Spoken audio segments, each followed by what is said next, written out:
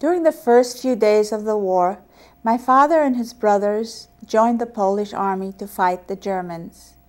My mother, baby sister, and I was 4, went to stay with my maternal grandparents in the village of Wadowice. Realizing the imminent danger, my grandfather put us on a horse-drawn wagon, and we joined a moving caravan heading east toward Russia. There was incredible fear, uncertainty, and confusion. We hid in ditches by day, traveled at night. After weeks on the road, we arrived near Lvov, a city on the Polish-Russian border. The Polish army was no match for the Germans, and within a few days surrendered. My father did not know where we were. He took the only escape route, which, lucky for us, was toward Lvov, and was able to find us through a newspaper ad. Life in Russia was very difficult. My little sister, only 18 months old, became critically ill with diphtheria and died because we could not get any medicine for her. As Polish nationals, my parents decided they would be safer fleeing Russia and returning to Poland. A grave mistake. As soon as we arrived home, we were rounded up and, with all other Jews, forced to move to the ghetto. The conditions were deplorable, and our family suffered daily indignities. One time I recall seeing a sign reading "kosher meat" pinned to the coats of 2 elderly Jewish men who were hung in the town square. When news spread that the ghetto was to be liquidated, my father planned our escape. He put us on a train bound for a small village of Niepołomice, and then hid in a Polish friend's attic until he was able to join us. Not long after, we learned that the Jews in this town, too, were to be liquidated. Once again, we fled in the middle of the night. With no place to go, we hid in potato fields. The Polish police, who were collaborating with the Nazis, caught us, beat us with clubs, and returned us to the village. The next day, my parents made an agonizing decision to give their remaining child away. One of my cousin's nursemaids agreed to take me for a short time. I left with her by train for Krakow. The following day, my parents and thousands of others were ordered to report to the stadium. They painfully separated, hoping to maximize the chance of at least one of them surviving. My mother was sent to the left.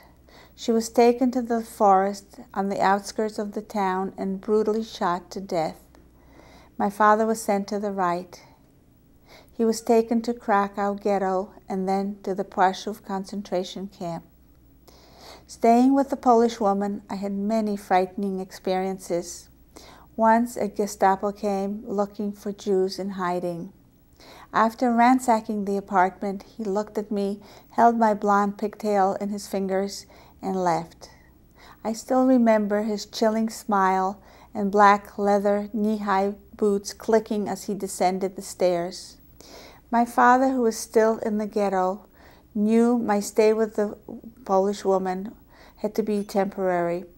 He managed to buy the birth certificate of a deceased Polish girl for me from a Catholic priest, and I became that girl.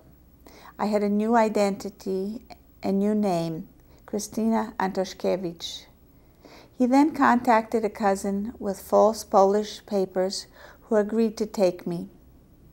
One day, my cousin went to meet her Polish boyfriend in a Krakow cafe. She instructed me to stay in the church across the street. Though I waited for hours, she did not return. I saw that the street was cordoned off.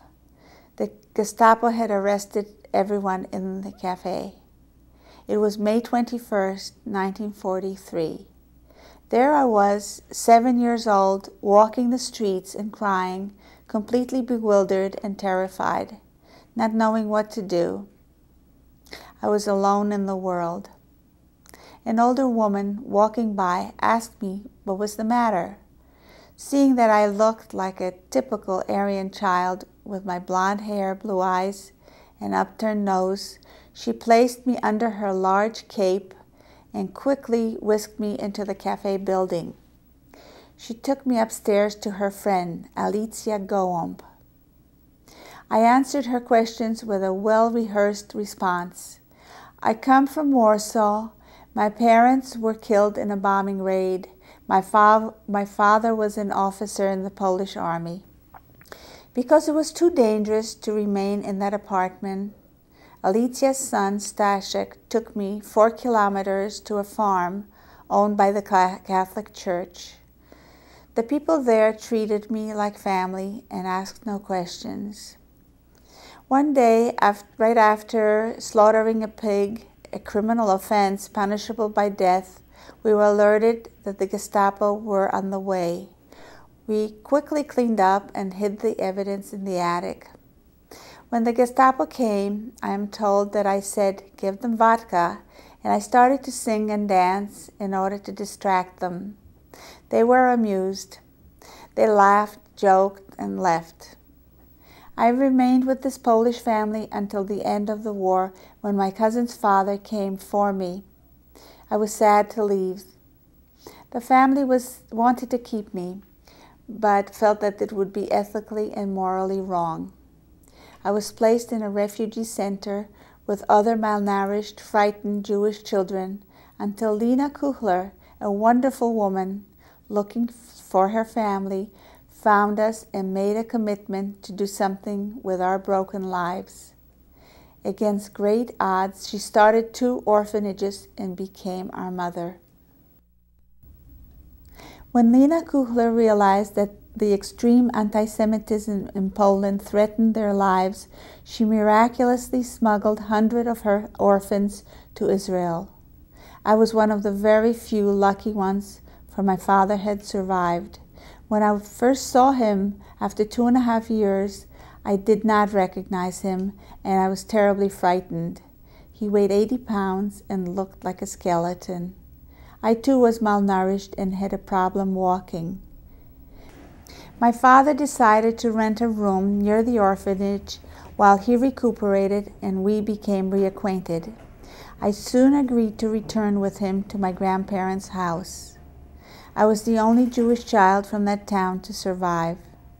Our lives were threatened daily. Several of my father's friends were murdered after the war. We found notes posted on our doors saying, "Hitler did not complete the job. We will kill you."